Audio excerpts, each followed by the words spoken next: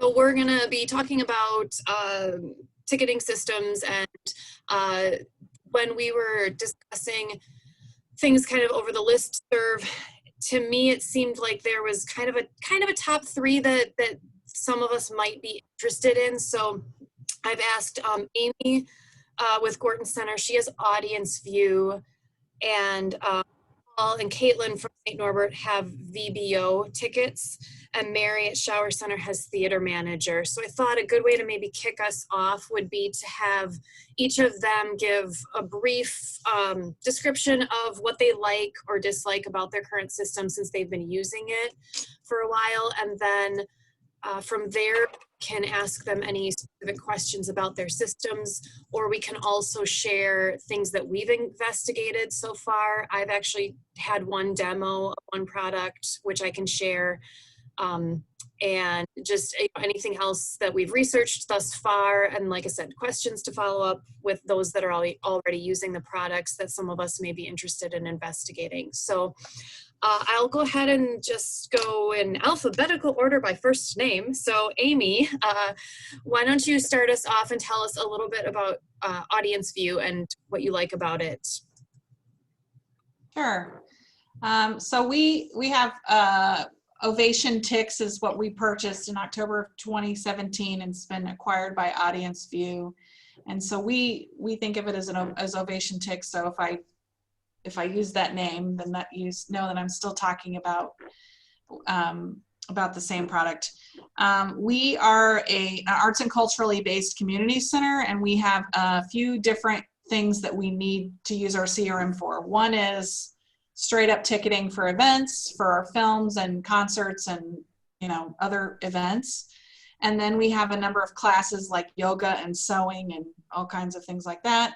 And then we have a daycare center, and we needed to be able to sell at least memberships, if not hourly time, through the daycare center. But we were able to figure out how to do both. So we are straight up using the ticketing software and fundraising part of the CRM in a way that probably most of you would, but we've also bent some parts of it to make it work for us for the other things that we needed to do. We moved to Ovation from Salsa Labs, which was horrible. I definitely would, if anyone's looking at that, just mark it off your list right now.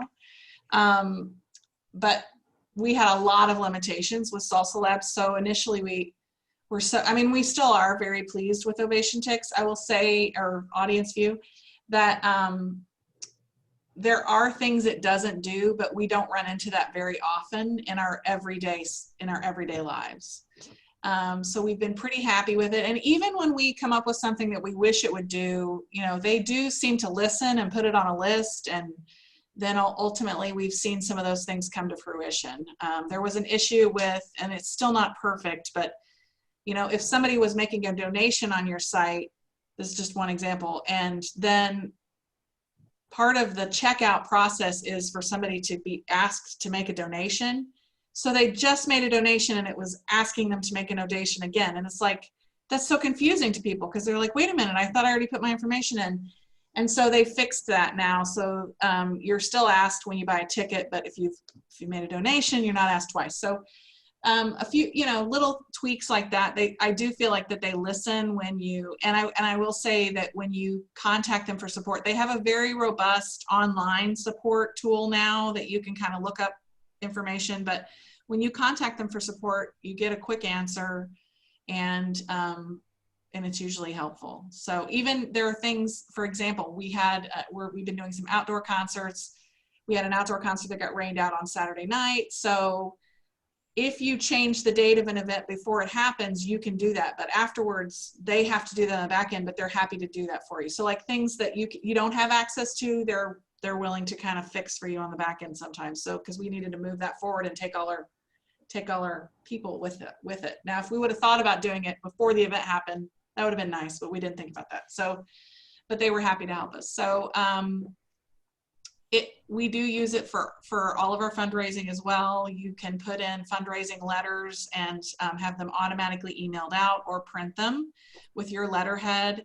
They will also, like the interface, you have some control over the interface when it goes to the audience view page of what it looks like, but they have some more additional, you know, when you first sign on, they'll try to make it look as much like your website as possible.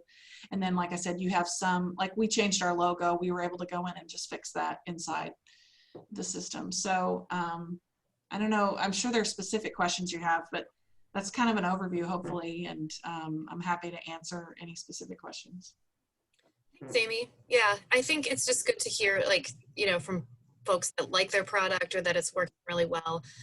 Audience View, the company, is actually the one I had a demo with them yesterday, actually, and now I'm not sure if they're like offering the equivalent to what your product is, Amy, but they have kind of two, the professional and the campus. And I looked into the campus one, which seems like it is going to work really well for us. So I can talk a little bit more about that later on. But, I was actually really impressed with just the response time and the support from them so far. So again, we can kind of launch into that. We can circle back to that. But thanks. Yeah. Just wanted to get kind of a good overview. And Yeah. as you had said, Salsa Labs, you know, we'll also talk about on this call, like if we've had experience or if there's folks on this call that currently have a ticketing system that is absolutely terrible, throw it out there if you would, so we can dodge those bullets. So thanks. I think ours is what they call professional. I think that's what we're using. Okay. Audience View Professional. Yes. Okay. Perfect. All right. Thanks, Amy. Let's go on to Mary. Mary at Shower Center has theater manager. Lonnie, I also have Sandy on the call with us. Sandy, if you can wave, thank you. Sandy is our box office manager and has been for 20 years. And I'm not sure how many of those we've had theater manager, but she knows way more about it than I do. So I'm just going to turn it over to her. Hi. Yeah, we've been using it since 2005. What I like the most about Theater Manager is that it is all in one, encompasses everything. It's a la carte, so you can buy different modules. You don't have to purchase all of the modules if you just want to use it for ticketing or if you just want to use it for, say, donors or whatever. But we currently use the ticketing module. We use the donor module. There's also volunteer tracking, which is really helpful. And it's probably the only software I found that incorporates that, because we did look around at other softwares about 7 years ago to see if there was something else out there. And I didn't find anything that could compare to it with all of the things that it can do. We do all of our shows through there. We also sell all of our classes for the School of the Arts through there. We also do all of our events like weddings and all of that tracking through it. And like I said, volunteer tracking is probably the best, because what we do is we have all the volunteers send in their sign-up sheets, and then we can plug them into each show. And you can go into a show and see all of the volunteers that are working that show. And then from there, you can send out letters to the volunteers with their list of all their shows they're assigned to work, with all the times starting and ending. It also does all of our donors. We track that. There is also a concessions module, which we don't take advantage of. And there's also, I believe, a scheduling software module, which we also don't use. It interfaces with QuickBooks if you want it to do that. When we purchased it, we did not set it up that way, and we've never gone through the process of doing that. Another thing that I like is that if you have something specific that you want it to do and it can't, they will write a plugin for you, they call it. Like several years ago, every year we do our on sale date, and we have an advance sale to our friends of the Shower Center who are our donors at a certain level. But it came to our attention that we create a list so that, and all of these donors are on the list. So then people can buy the tickets in advance and no one else can. So they can't say to their friend, hey, go use my coupon code and you can buy tickets in advance, because they have to be on this list. Well, then it dawned on us, what if somebody goes in and makes a $50 donation in addition to their order? They should be able to buy these tickets right away. So we had them create this plugin for us, so that it tells the system if somebody is either on this list, or if they make this donation and add it to their cart, they can buy tickets. And then they update it for us every year for free. And it's really nice. I mean, actually, Darwin contacts me and says, hey, it's time to update your module, you know, your plugin. And I say, okay, we do it. And he takes care of it. So I don't have to worry about that. Let's see, where was I going? Sandy, is Theater Manager cloud-based or is it hosted on your own server? Ours is hosted on our own server. I do believe they have a cloud-based option, Okay. but maybe. I don't know. You'd have to check with them on that. The person to talk to is Todd. He's the one that's the sales rep. But ours is on our own server, and basically we own everything. When we want to sell tickets on the internet, we set our fees. We don't have to pay a fee to anyone for tickets that we purchase because it's our web sales. They supply you with the templates that you can customize, and you can just use the templates as is, and they automatically update when they do updates. Or if you want, you can update specific different pages, and then I've got them in a separate folder on our public file. And if they're in that folder, it will override the ones that are the standard templates for the pages. Does that make sense?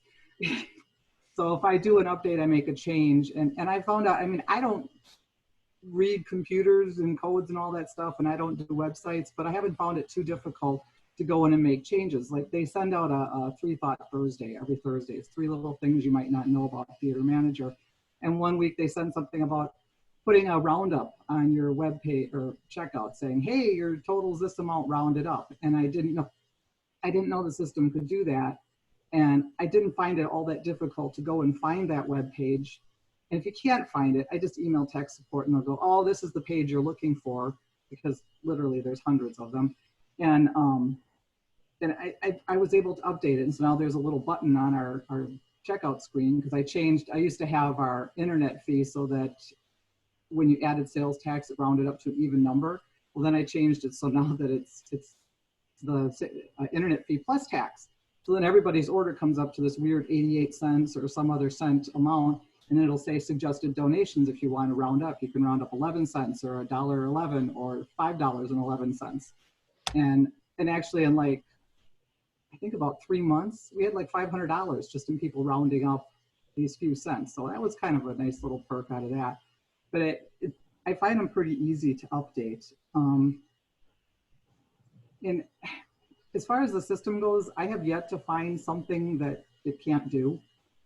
I mean, when Joe was the boss, one time for Black Friday, he's like, oh, let's do this sale where we're going to have all these percentages and all these discounts and all that. And I was like, are you kidding me? And then I sat down and I started monkeying with the system, and I actually made it work. And I was kind of going, wow, I can't believe I got that to work. And it just went off without a hitch. And it was, I mean, since then we've simplified it. Mary knows we still do the Black Friday sale, but it's much simpler. He did this thing where if you bought 2 shows, you got this discount. And if you bought 3 shows, you got this discount. And I was like, how are we going to make that work with web sales? I mean, easy at the box office, but not online. But actually I made Theater Manager do it. The other thing is the only thing I would say about Theater Manager is reports. Sometimes they get a little overwhelming. They have so many reports in there, and there's so many different variables and variations that you can put into these reports, but they do have an option where you can create folders. So if you find a report you like and you want to use it on a daily basis, you drop it into that folder. And, you know, because I have ones that I use almost every day, and that makes it really easy to find them. It also does have the option to do mass emails where you can send out letters to people, and their word processing software is not the greatest, but it does have the option where we could print letters. You go and create the mailing list and then send out the emails, and then it will create letters for all the people that did not get an email, and you can print those, like you said, on letterhead. All right, I'm gonna kind of stop you there because you know, before we get too into the nitty-gritty, I want to make sure we keep moving forward. I've got Victoria and Diane. If you've got just quick questions or, you know, quick inserts, and then we'll move on to Caitlin. So Victoria, then Diane. Okay, thanks. Hi, Victoria from University of Dubuque. I did have an initial presentation with Todd Willis 2 days ago. Last Friday, I'm sorry. And then I'm going to do a demo with Theater Manager next week with Todd and the rest of everybody else. I'm like, I think just to answer a few questions. Yes, it can be cloud-based. They push you towards the cloud-based. Right now they have what they call a Theater Manager Enterprise Edition, which listed almost all the functions, as Sandy said, that are included now. The development, the volunteer, facility and project management, the email platforms, memberships, volunteer management, marketing, all that invoicing is all included now on the web-based one. It is a user-based price structure. So how many people like we would need, how many people we have logged in at one time to sell tickets. They don't include the access control and scanning at the same time. So it's based on that. So 4 to 5. They do have, it looks like they have a lot of, so that's your only cost is not per ticket fees. Right now they do have a special saying that all new users will be locked in at a level 2 ticketing of 1 to 5,000 tickets per year. So, I mean, that's a good advantage because we use about 30,000, 25 to 30,000 tickets a year. So if we could be locked in at a lower rate for 3 years, if we sign now with them. So they are having that special, but it looks like they charge you for venue map creation, training, data conversion, and then of course the scanners are not compatible, so I'd have to buy new scanners through them. They will use Boca printers, so we're good there. But it's kind of a heavy, just to let everybody know, it's kind of a heavy upfront fee, it looks like. But in the long run, it might be better off. I'm not sure. That's just my 2 cents. Thanks, Victoria. Diane? My 2 cents, we're a real small venue, Lucille Tech Center for the Arts in Spencer, and I talked to Todd last week as well, and the conversation ended when he mentioned that that onboarding fee was going to run between $6,000 and $12,000. And oh my gosh, I just slipped the other thing out of my head. It was already over what we would normally pay. And then they were looking at a calendar of, they called it implementation calendar. That was from the time you signed your contract to the time you could be onboarded. Last week, if I'd signed on Friday, it would have been the very end of October and November before I could have gotten on their implementation calendar. So they're apparently really busy. They don't sound like they're going to be going out of business anytime soon. But if you need to get things ticketed soon, they might not be your company. That's my 2 cents. Thanks, Diane. And Mary? Yeah, I just wanted to add, in the time I've been here and been around Theater Manager, I think the only negative I've noticed is at least with us, it's very sensitive to how it connects to our marketing website. So typically people go to our website, then they click buy tickets, and it takes them to the Theater Manager ticketing site. And little things can throw that off. And a couple times we just had a hard time getting that resolved. And Sandy, correct me if I had any of that wrong. And it does use a Boca printer and tickets. So while you don't pay a per ticket fee to them, you do have to purchase, your bulk of tickets each year. And you have a lot of different printing options for that. All right, thanks, Mary. Kim, I did see your hand, but is it a quick one? Because I do want to move on to Caitlin and then do more discussion at the end. Okay, thank you. So with the Boca printers, good points. If your Boca printer is 7 years old or 6 or 7 years old or older, it may not work at all. So that's one thing I'm investigating today. And Sandy, no, I'm sorry, Diane, we spoke with them yesterday and they're already at the end of November for their lead time or for setup time. All right, cool. Thanks, Kim. The Boca printers that we're using, one of them is 14 years old and the other one is 9 years old. So they're still working with Theater Manager. And the other thing with Boca, like Mary was saying, is you have to buy your ticket stock from Boca or they will void the warranty on your print head. You can buy your ticket stock anywhere you want, but then you will not have a warranty. It's a lifetime warranty on the print heads. Cool. All right. Let me move to Caitlin before anything else happens. Caitlin, you have VBO tickets, so please tell us about your experience with it, what you like, what you dislike. So I came on with the college about a little over 3 years ago. So I work for St. Norbert College, and we do have our own box office here housed in the Hall of Fine Arts. So we do obviously use it for ticketing. But one of the big selling points with them was that we needed a system that processed registrations that was just as robust as the ticket side of things. So a lot of times you get lopsided where they're really good at ticketing and then registrations is an afterthought, or it's a registration software and then they try to get into ticketing. It was one of the only systems. I wasn't involved with the onboarding of this. It was onboarded just before I got here.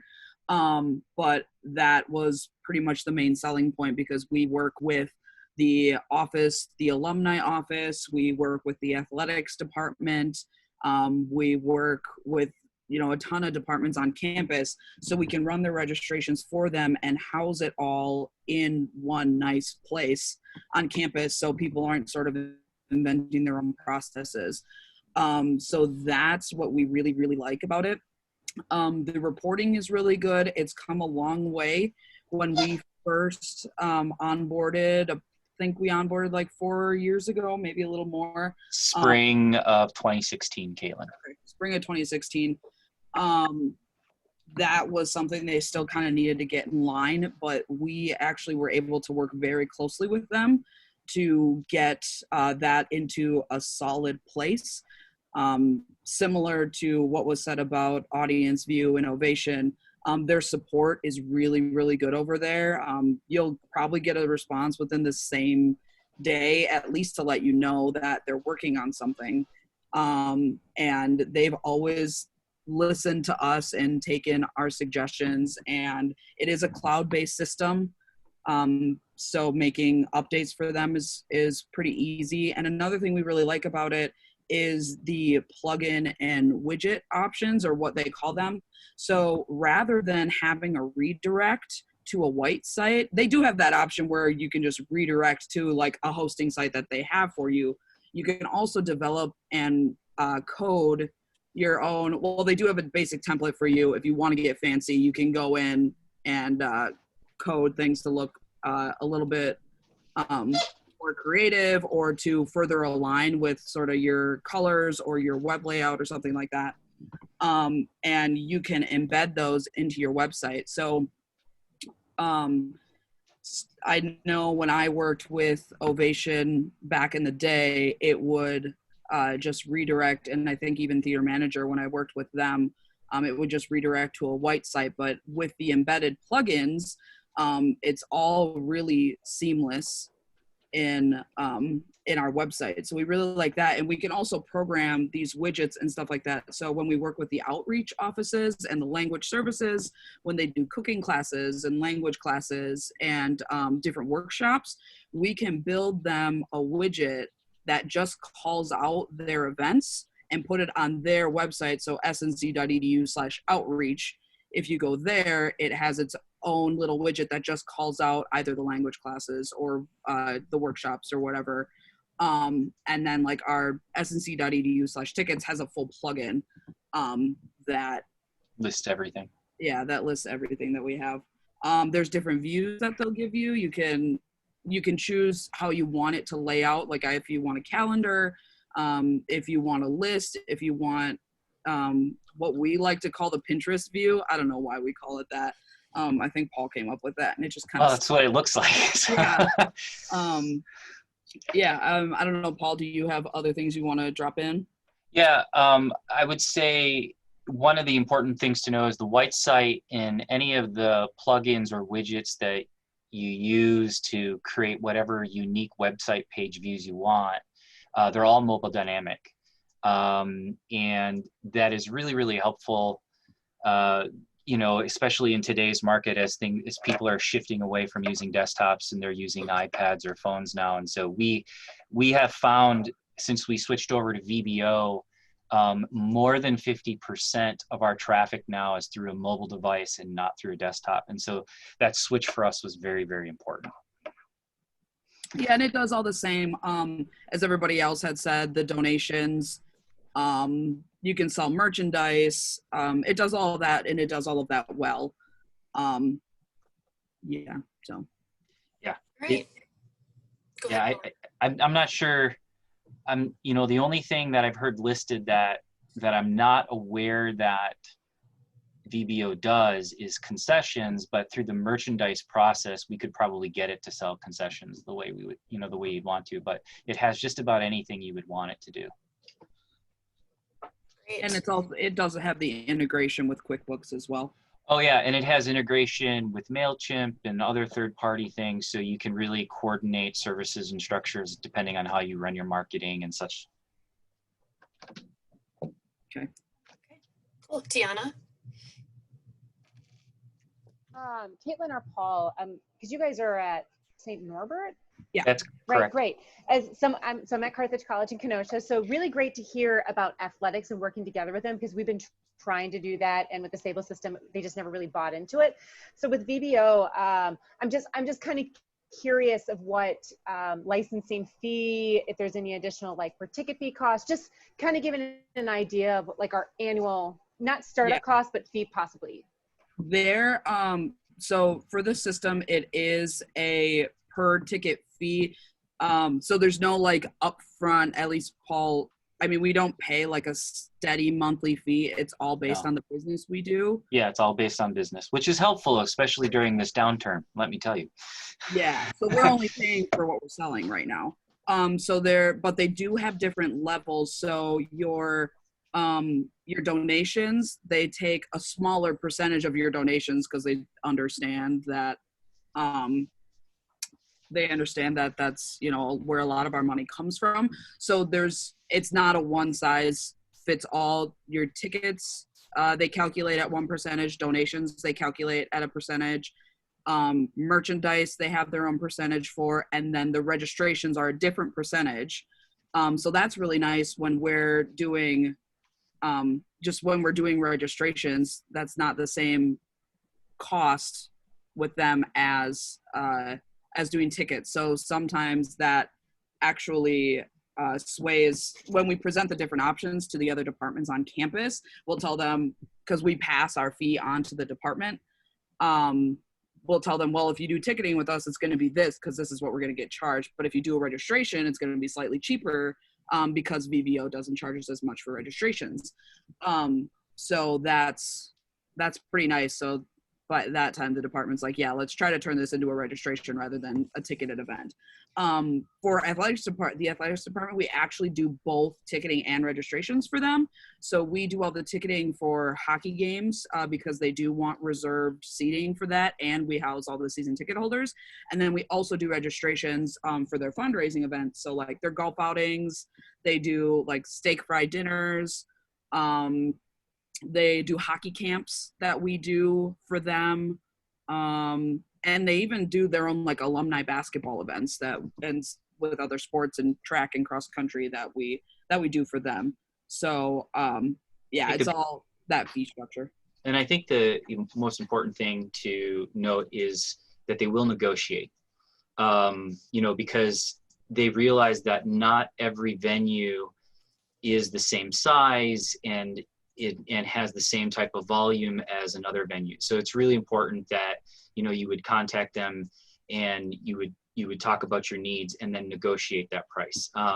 And I found my experience back when I did it in 2016, it was a great exchange. It was actually quite different from when I was looking at other venues, things like Audience View or Ovation, other things, where it was pretty one-sided conversation and they weren't really open to negotiation. So I found that very helpful.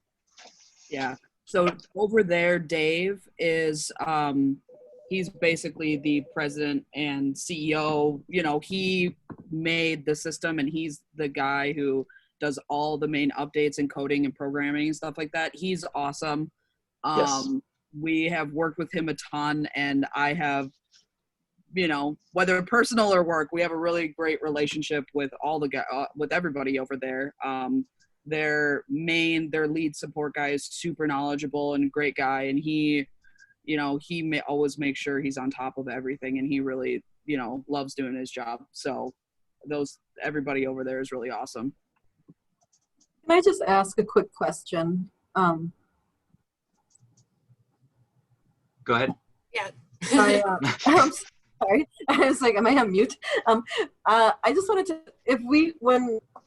when we go over these ticketing systems, can we ask or can we just mention, or can you mention what the onboarding costs are? And one other is ticketing format, if the options are available for previewing them. I think that's a basic question that most of us might have. I could say for VBO, there was no onboarding fee when I onboarded, but that was back in 2016. Caitlin, do you know if that's still the case today? I think that's still the case, but Yeah. I don't know for sure. Yeah, and I had the option, they created all my first charts for me, and then the system is flexible enough and I think easily understandable enough that you can even create copies and make edits yourself once they give you a baseline. And I'm just trying to think in terms of the ticketing, it's all HTML based layout ticketing, and we can print to just about any printer. I mean, right now we're using Practical Automation inside the office for hard tickets, but we have the mobile ticket, we have the printed home ticket. We can print to just about anything. I haven't found a problem yet, in terms of printing and layout, and we always had full control over that layout. They give you basic templates, and they give you all the data points in an easy little helpful text right next to your editing field, where you're like, I would really like to put this on the ticket, and then you're like, oh, well, that's the data point, I'll just put that on there.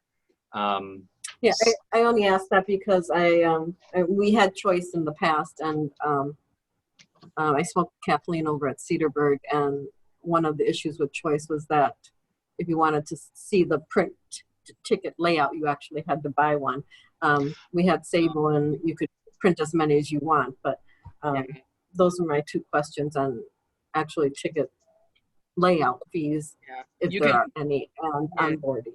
They don't charge you to print anything. You just buy your own ticket stock and you manage your own printers. That's fine. There is an option where you can have them print your stuff for them. I don't think anybody really uses that. Oh, no, that was my question on all of the different. Oh, yeah. But no, there's plenty of preview options. It's awesome.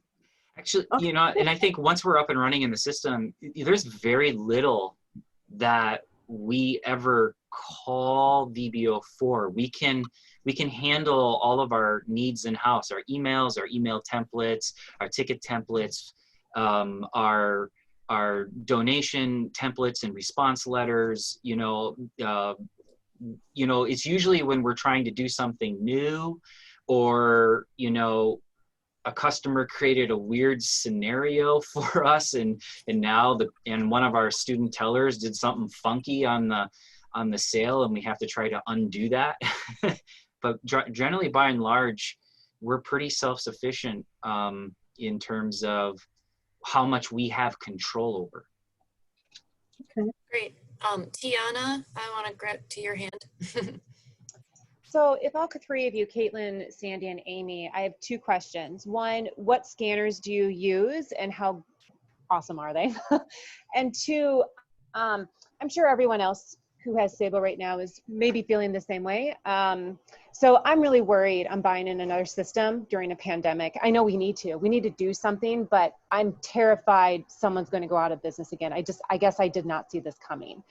And so, one, I know you can't tell us, yeah, they're completely secure, but I would love to hear, because I know at the time when you were looking for an online system, you did extensive research, and this is so incredibly helpful. So thank you to everyone who's being a part of this, because I feel like we're like put into this zone, like real quick to find a new system instead of giving a little bit of time.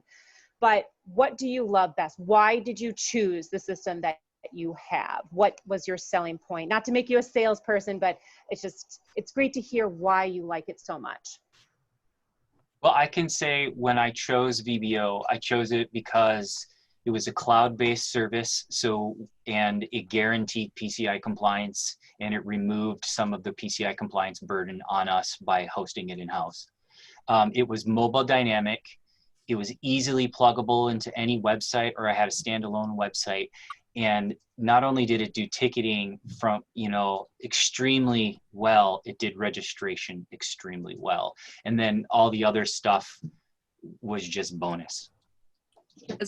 As far as scanning, you can choose between the QR code and, that's right, Paul, we can choose between the QR code and the 2D barcode, yeah. We can choose between two. Yeah, you can choose whatever you want, and if you do the QR code, you can buy cheap anything with a camera that you can load so you just load the VBO app on the device, and then you just scan it with the device's camera. You don't have to buy a specific scanner. If you go with the 2D route, you obviously have to do that, but if you go the QR code route, you can do it with any device. I've done it with my phone all the time. And VBO also has an app that you can do some functions on, check guest lists, you can check people in. Helpful for in the field. Yeah, if you're in the field, it's pretty helpful. I don't rely on it to sell things in the field, though ticketing kiosks are something that they're working on. So I'm pretty excited about that. I think that'll be cool. Not to interrupt real quick, but Caitlin, with the QR code, if you have student staff, do you just have them do it on their own phone, or do you have like iPods for them? Well, that's interesting, because we were just talking, because we haven't implemented scanning yet. We were just talking about doing it last fall, and then the pandemic started coming in, and so we've actually been thrown off our game. My intention was to buy an Android or Apple device, something that we could that was cheap, maintainable, and then we were going to provide it. That was the route that we were going to do. We weren't going to have people use their own personal gear, although that could always be done in a pinch. Especially if it's our students. If it's a volunteer usher, we wouldn't ask them to do that. Yeah. But if it's one of our students, they're all very capable individuals. So in a pinch, we would have had them do that. Yeah, and you can always turn that access to that app function on and off in their user profile too. So even if we had to, use their personal devices, we could have turned it on for that weekend or that night or whatever, and then taken the access away. Yeah. It just depends on how secure you guys want to be, or how you think about that security, because you have a lot of information in there. You can't get anything super serious, but you know who's attending and where they're sitting, and et cetera, et cetera. All right, I want to take a small commercial break and then let Amy and Mary comment on Tiana's question. In the chat, I'm seeing a question about if Patron Technology, the parent company of Sabo, is also going out of business. The contact that I talked to at Audience View said that they seem to be struggling. And I think for those of us that did talk to Patron Technology, it doesn't seem like they're interested in keeping any of us around to migrate to a different product under their umbrella. So that, don't know if that answers that, but yeah, I wasn't a fan of, so I used to have theater manager at a different theater company I worked at. We were looking at switching. We ultimately went with Ovation. So I was part of the Ovation onboarding process, and we did look into Patron Manager, and I did not like that system when I was looking into it. Yeah, so I definitely think and I think the standard answer has been first, if you're small, there's nothing for you, but I just sort of think they're struggling as a company in general from some of the buzz I've been hearing. So maybe put a little tiny red flag on their name if you're keeping score here.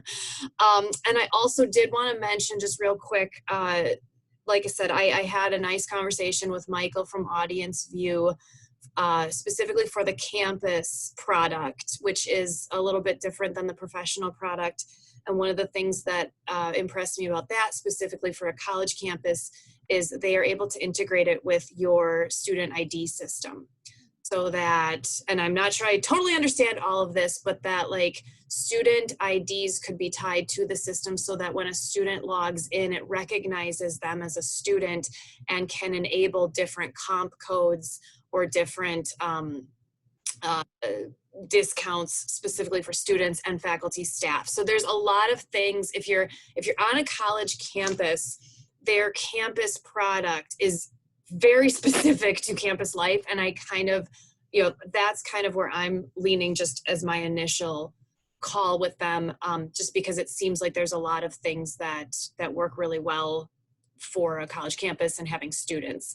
That said, I also asked him specifically what the lead time is for onboarding or implementing.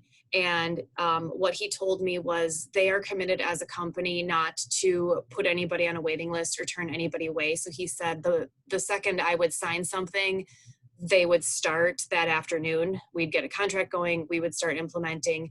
He said 4 to 6 weeks is what they would like to allow for the range.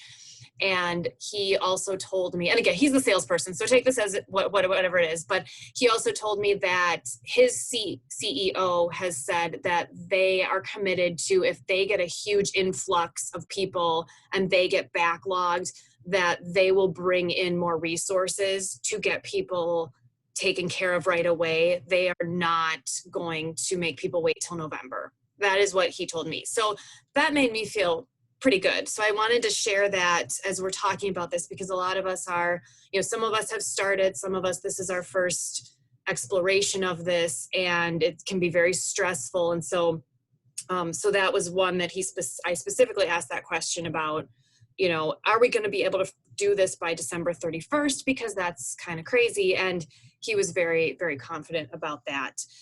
Then one other thing, I just jumped right into it at the beginning, but I did want to mention that we have some Illinois friends on this call as well, and some Iowa friends. I was asked if we could extend this conversation beyond Wisconsin Presenters Network, and I said, well, we're all in this together. So I want to welcome you if you're not necessarily familiar with WPN, and glad you're here, glad you can be part of the conversation.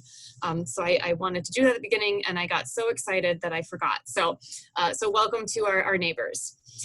Okay, so that was my commercial break. I do have some hands, and then, so we'll take Victoria and Diana, and then Amy and Mary, feel free to jump in to circle back to Tiana's question. Go ahead, Victoria. I just wanted to say, Lonnie, I also looked at Audience View Campus, and I talked with Michael, and everything seemed good. But then I was on a website, I'm in a subgroup of Intex, Women in Ticketing, and they said, before you go with Audience View, please ask them about all their furloughed employees. There's problems over there. Okay. Just to give you that. And Diana? I have a thought that I think we should maybe start thinking about. We are doing an exhibition, an art exhibition, and we're doing time tickets for this, like, 50 people every 15 minutes. But something that's come up in talks with Chicago producers is having time tickets to admit large audiences, because the odds of COVID just magically all going away and we all just go back to normal is not going to be likely. And we might have to do, you come to get seated from 7 to 7:10, and you come to get seated from 7:10 to 7:20, and you come from 7:20 to 7:30. Has any of the ticketing programs that have been discussed offering timed ticketing or timed entries? It's so funny that you asked that. VBO does do timed entry. Awesome. I actually asked Caitlin, I said, Caitlin, please figure out a way to do reserved seating and allow them to choose a timed seating time. And Caitlin was able to figure out a way to do reserved seating and having them choose a seating time as well. And this is with VBO, correct? That is correct. Caitlin, do you have anything to add to that? Yeah, I mean, well, not really. So basically it was meant for general admission time ticketing for galleries and museums, stuff like that. But yeah, I did figure out a workaround to make it apply to a reserved seating chart. I also figured out a workaround to add a registration form to a reserved seating chart. So when they pick their seat, it pops up with a registration form where they can like Add more information. Yeah, where if you can ask them other questions. So I actually so there are workarounds, and even on top of that, after I figured out my process, I reached out to VBO. I said, hey, so I'm trying to figure this out. This is what I figured out. And they actually gave me tips on top of that to say, wow, yeah, like, good job. You know, you're spending your time wisely. We're actually going to steal your idea. But here are a couple other thoughts. And so that was a really great conversation with them. Thank you so much. Yeah. So yeah, I want to throw it back to Amy and Mary if you want to add anything. Like I said, Tiana, I don't know if we need you to repeat your question from earlier. But I know it was, go ahead, scanners and some of the mobile view stuff. And then if you want to also talk about timed entry. Go ahead, Amy. And also, like, why do you have this system? Like, what was the selling point for you, and why are you sticking with it type thing? You can use, I can't remember all the questions, but the Boca stuff all works with Audience View Professional. That all works, the scanning, and you can use any scanner you wish. And we use iPads, and we also have some cheap Android phones, and it all works. You just have to download the app. And then what were some of the other questions? We chose, actually, our final two when we chose what was then OvationTix was OvationTix and Patron Manager. And we chose OvationTix over Patron Manager because we liked the way it was it was an online, it was just newer. Patron Manager is like more of an old database system look to it, and we were coming from one like that, and that worried us. I think it was really based on our past experience with sort of the way a database system, has to build on itself. And it seemed a little more agile and being web-based, you could click and you didn't have to go through the database pieces. So that's a pretty simplified way to describe it, but I think that's what ultimately pushed us in the direction of OvationTix. Oh, mobile view, it does have mobile view. It's much better than it used to be. It used to be a little bit clunky, but now I feel like it's pretty much very user-friendly on a mobile device compared to the way it used to be, for sure. And I mean, I buy stuff, on our website through my phone and find it to not be a confusing process. What is the onboarding cost for that? What was the onboarding cost for audit? Do you recall? There was no onboarding cost because it's a per ticket fee that they get. They get $1 per ticket that you sell. You have the option to pass that on to the consumer. There are 2 or 3 spots to add fees. So if you wanted to add that $1 back in, if you wanted to add a facility fee, if you wanted to add whatever, we have chosen not to specifically put the $1 back in, but we do have a facility fee that we've added this year. We started in January to help offset some of our bank fees because that became an issue. The credit card processing costs became, we sit inside a city building, and when we went to the audit with the city, they thought our bank fees were too high. So that's what we did to try to fix that problem. But you have a lot of, I guess the point is you have a lot of malleability there. You can choose multiple fees if you back end need to know this is what's paying for our ticketing, this is what's paying for facility cleaning or whatever. You have, I think, 3 different fees that you can add, so you can split it out on the back end. Thank you. Mary, you want to comment? No. I will again, I will again defer that to Sandy. Oh, okay. We don't use scanners because we haven't been able to afford to get those, but we're hoping to someday because Theater Manager does do scanning. And as far as mobile, they have new seating charts that they rolled out a few years ago that are now you do one seating chart and it adapts to whether somebody's using a computer or an iPad or a cell phone. The seating chart changes according to whatever device they're using to look at it. And they also have become pick your own seats. So you can go in and the first step is that it suggests some seats for them and says, hey, do you want these seats? And then they have an option to put them in their cart or pick their own seats from the map. And why I chose theater manager was, like I said, because I have 100% control of everything. We don't get layouts for anything from anyone. They came in and helped me set up the very first seating chart, because when we installed theater manager, it was a week-long training program, and they came down and they did training with us in installation. And that's probably why they're backed up to November, because they do give you this personalized, training. And Vince was the trainer. He doesn't work there anymore, obviously. This was 2005, but he helped me set up the first tickets. He helped me set up the first seating chart. And from then I have copied and pasted a lot of the seating charts and created new ones from that. And I've also created seating charts from scratch, just from learning to use the system. And I've done those on my own. And it's complicated. It'll take me a whole day to create a whole seating chart from scratch if I'm doing that, but you can do it. Well, Mary knows. She had me do seating charts last year. So, and then the tickets too. I mean, I write all the code for the ticket faces. They have little cheat sheets. All of their user manual stuff is online. So whenever you're in a screen in Theater Manager, there's a little help little thingy. And if you get stuck on something, you click on that and it'll take you right to the page on their website that is the help chart or help pages for that. And then they have pages that go before and after it. You can click to them, and if you want more information.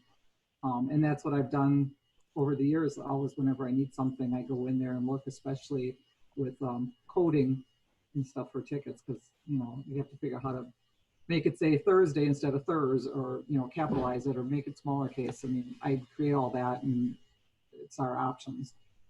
As far as cost goes, I do not know what Theater Manager costs now. I mean, some of you have talked to them, so you probably know more than me. When we bought it, it was, I think, $8,000, and more of our cost was the training that was included in the 8,000, and also hardware that we had to purchase at the time because we didn't have proper servers that could house it.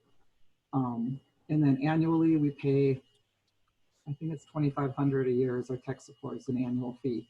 And that's based on the number of users that are using it. So if you only have like 1 to 3 users, you pay a certain amount. I think it's 5 to 7 is another amount, and then 8 to 10, you're going to be paying more.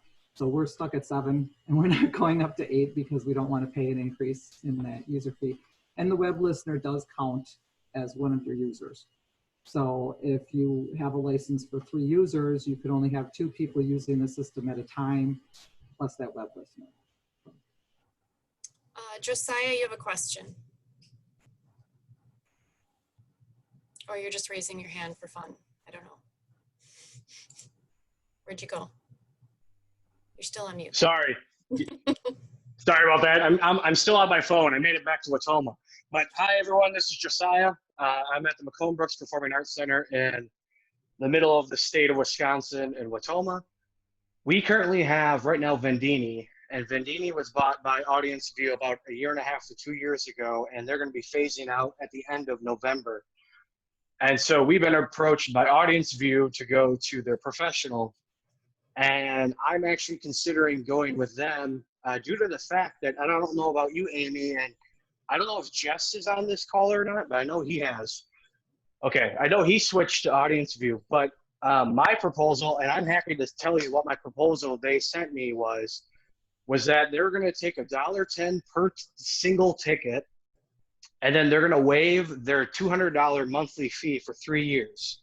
The final date was supposed to be today, but the rep told me that once my committee and my board decides, yes, we're going to go with this, she's actually going to give me that deal still. And I don't meet with my board until next Monday.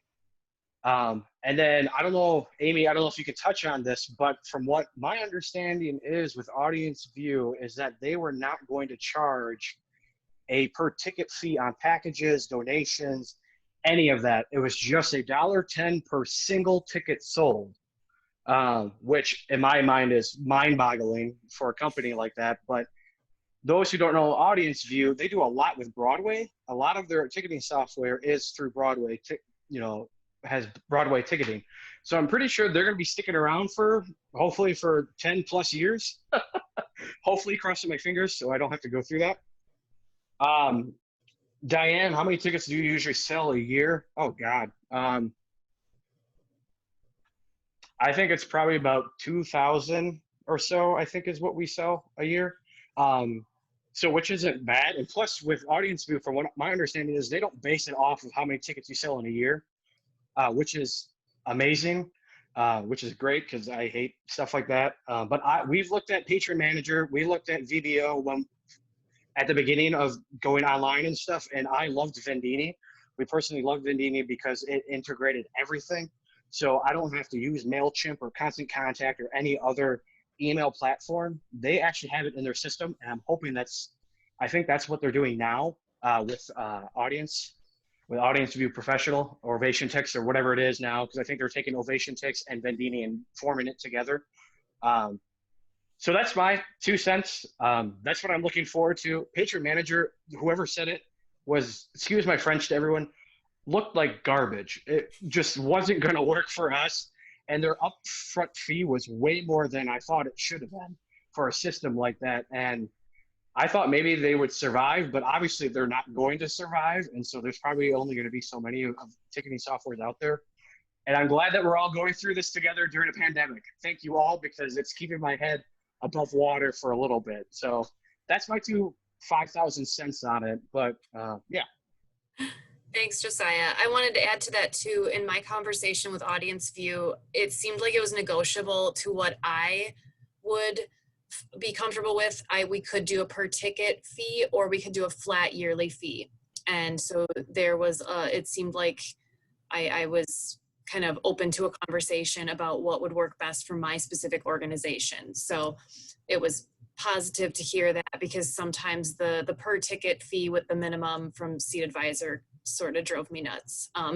So I end up going, depending on what the proposal is, I may just go with a flat yearly fee or something like that.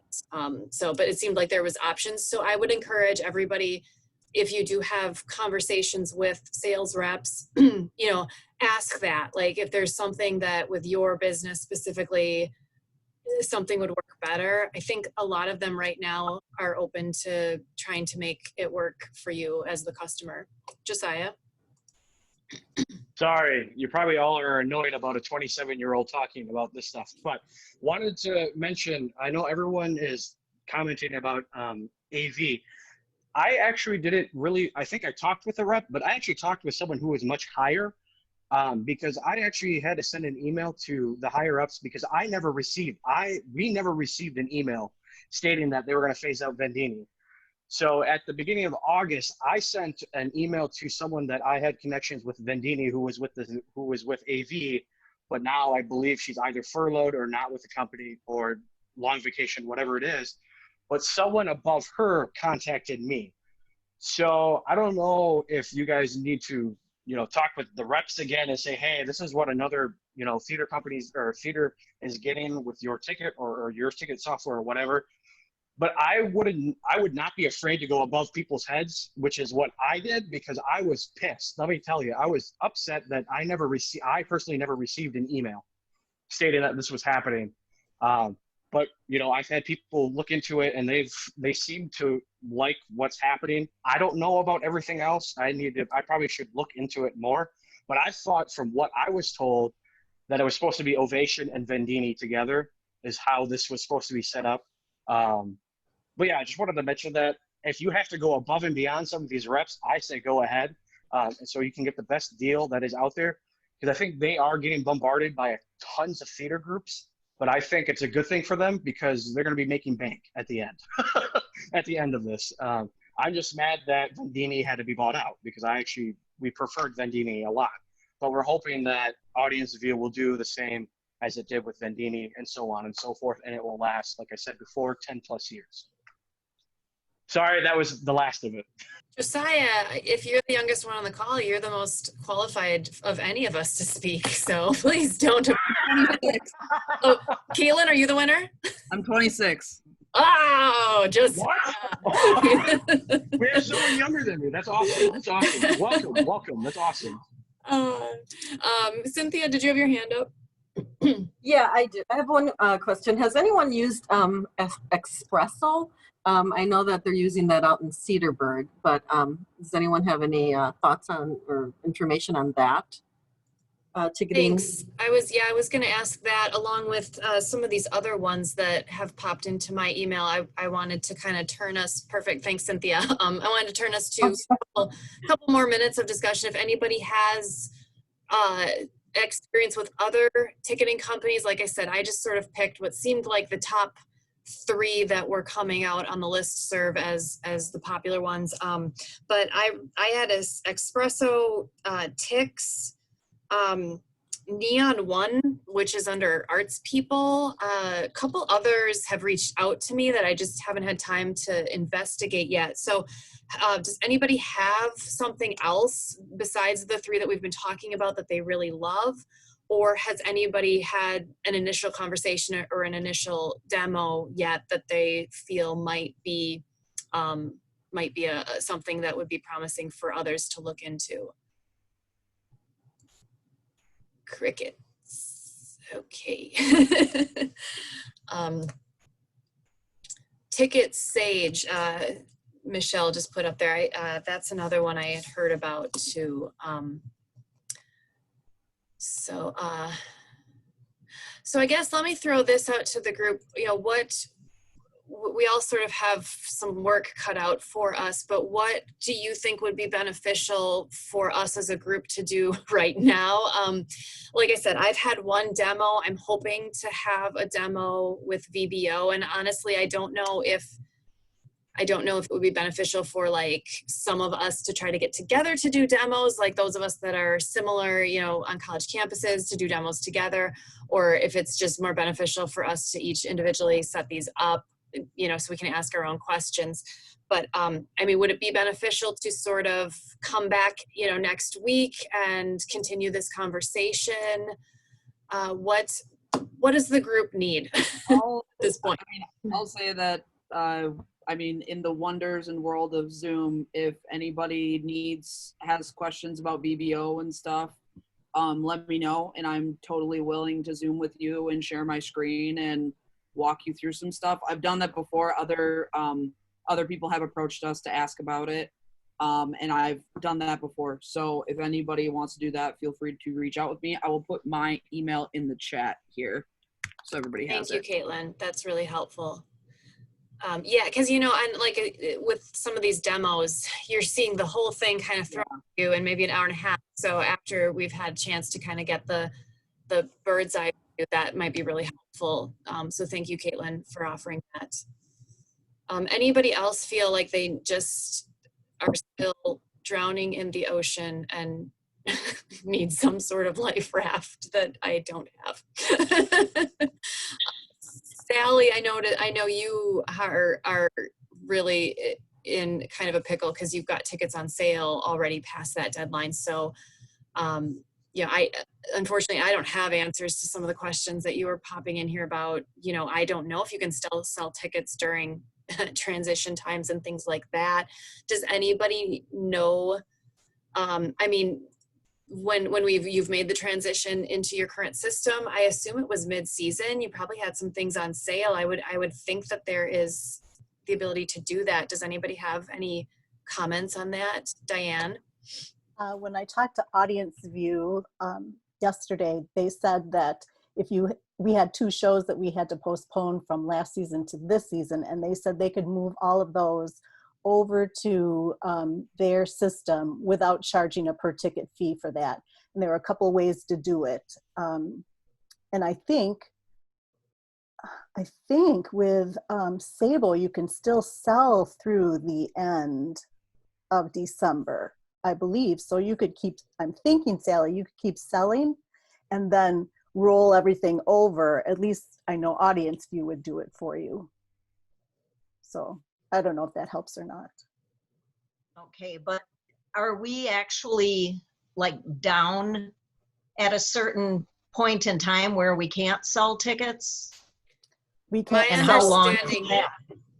Go ahead. my understanding is on December 31st, the system shall disappear from the face of the earth forever. That's my understanding. Yeah, and sorry not to interrupt, but I would definitely get all your CRM reports, everything downloaded in the Excel spreadsheets that you need. Sorry, maybe Kim has more info about that. No, Tiana, you're exactly right. That's what we need to do. And when I was talking with just VBO, I said, so what if we have something coming up right away? Can we carry 2 systems at once? And they were like, no, just don't do that. They will coordinate and do the best they can. But yeah, I think there's going to be at least 2 to 4 days where you're down. So what we did with VBO when we transferred over, we did carry 2 systems. So we just chose, I mean, granted you can't choose when you're going to do this now, but we did it, fortunately, since we were able to choose when we wanted to do it. We did it during the slower period of the year, which is the summer for us, because school year's super busy. So we brought some events online in VBO, and then we just like gradually, if we had them online in the other system, we just kept doing that. And eventually when those ended was when we full-fledged went with VBO. So we just had our students, we had like a list for our students, like right next to their computer that said, these are still in Wintix, these are in VBO. When you need to sell whatever show, this is the system you're going to use. So we did too, but it was also a slow part of the year. So it was easy for us to do that. I wasn't here for the onboarding process, so I don't know if they discouraged that, but that's what we decided to do anyway. That's pretty slow right now. Although I think we did the same thing when we switched from Choice to Sable, where we had, although we did it with the fiscal year, which corresponds with our summer, when it was the slowest time. I do have another question though on gift certificates. We have all those gift certificates sitting out there in Sable. We actually, I believe, even still have some gift certificates from Choice that we were able to integrate with Sable. I'm just wondering if there's some easy system that we can somehow use when we go into one of these other ticketing systems. And I actually have 2 questions. The other one is there any word on any other ticketing systems with Bendini and Sable both going out of business? You know, what about these other ones? Is there any word? It sounds like audience view is pretty large, but theater manager or VBO, how big are those systems that, you know, we don't have to worry about doing this again, like Tiana mentioned? Well, theater manager's been around since 2000, well, before 2005. I mean, they were fairly new when we went with them, but they have grown with us over the years. I mean, that's why I know so many people said that they are getting more expensive. I don't know what they cost now, but, and I do know that they don't have a lot of overhead, so I don't worry about them. They don't have an office. Everybody works out of their homes. And so sometimes when you're talking to tech support, I'll be talking to someone in Maine. Sometimes I'm talking to someone in New York. Sometimes I'm talking to someone in Canada, because they're all over the place. They all work virtually. And they seem pretty stable. I mean, and like I said, they do So a lot you're of not updates and rolling out new things. And Jen, did you have your hand up? Yeah, I was going to go back to Sally's question from earlier about selling tickets through the end of December. When I spoke with Jason from Patron Manager last week, we have a potential virtual event that may be happening in December that we would need to sell, and we'd need to sell it soon. Like, I can't wait until a new system is in place. So potentially I'd have to set up an event in Sabo, a new event in Sabo still, and sell it through mid-December. And he said that that shouldn't be a problem. the issue is that if we pull our data anytime before that event is over, we won't have complete data. So we just kind of have to time when we pull our data out of the system as to when that event takes place. The other thing that he shared with me is that they are virtually down to nothing for tech support. So if you are working on an event or if you are still selling anything and you're having any sort of issues, it may take you days or weeks to hear back from anybody there. So just keep that in mind as well. Thanks. Janie. Hi. I'm in Chicago, Illinois, suburb Glen Ellen, and we use a program that's, I'm not the box office manager, so I'm not the best to speak to it, but ProVenue or tickets.com. And your question of whether or not the reality is if they're going to go away, I was on a call about a week or two ago with support, and I just flat out asked them, I said, what's your reality? And are you going to leave us too? And they are mainly supported, then they started their programming through Major League Baseball. So their main client is Major League Baseball, and this is working with Performing Arts Center is a side part of that. And they are very secure, he said, and very confident that nothing's going to go away. So the program is complete. I wouldn't say it's the easiest thing ever, but I think all things have complications. So take that for what it is. The one thing, Lonnie, I would share about, I was part of another program at the college in adapting and selecting a program that connected with our student IDs. And that's why we went with the program, and we were all good. And then our IT pulled it out because of the risk of that sharing of data. So just one thing to really, we had the first green light from IT, but when they really researched us having access to student IDs and student numbers, they pulled that ability and the capacity to do that. So something to. So what? Oh, sorry. Good. So what we actually do at St. Norbert, so the confidentiality of student information and the sharing of that, that's kind of a concern here. So what we actually do, VBO lets us make our own payment methods that we can use. So our students here use custom cash and meal dollars. So we have a separate machine in our office that we can run those transactions on, and then we just go, if we process it through VBO, and the payment method we choose, instead of cash or check or credit card, we choose the custom cash or the meal dollars, and that's reported out when we do our daily financial transactions, monthly, yearly closeouts. It shows that, okay, this is what you took in custom cash. So that's how we manage taking student IDs, to using their funds on their student IDs to buy stuff here. Cool. Thanks, Kaylin. I think we'll probably need to wrap it up pretty soon. I know some folks have dropped off already, but I do want to say this is being recorded and it will be uploaded to YouTube and shared with the Wisconsin Presenters Network email list. So if you are on this call as a result of getting this link forwarded to you by someone from the Wisconsin Presenters Network and you would like the recording link, just go back to your source and ask them for it when in a day or two. To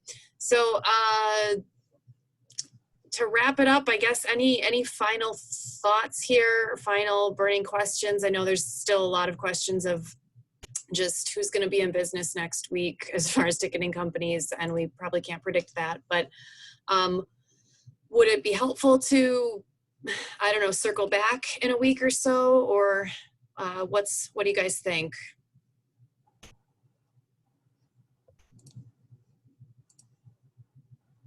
I think it would be helpful, especially for us who have Sable. And I mean, luckily we are, our shows have been put, well, luckily, unluckily, our shows have been pushed back enough that we're not in any crunch. But it sounds like onboarding with a new system might be getting into a crowded field. So if we could circle back next week and just see if anyone has gone with someone else, or if anyone has come up with more information, it would certainly be helpful to us. Yeah, that's kind of what I'm thinking as we all go forward, and you know, if we have demos or just even continue our research on exploring other things that maybe we didn't talk about today, bring the collective brain back together and see what else we can answer for each other. So I'll put something together for next week, and in the meantime, thank you again, Caitlin, for offering to take us through VBO. And thank you, Amy, I don't know if she's still here, and Paul, and oh my gosh, I'm losing my brain, and Mary left, and Sandy. Thank you. Thank you all for sharing your information and your just, you know, experience with your products.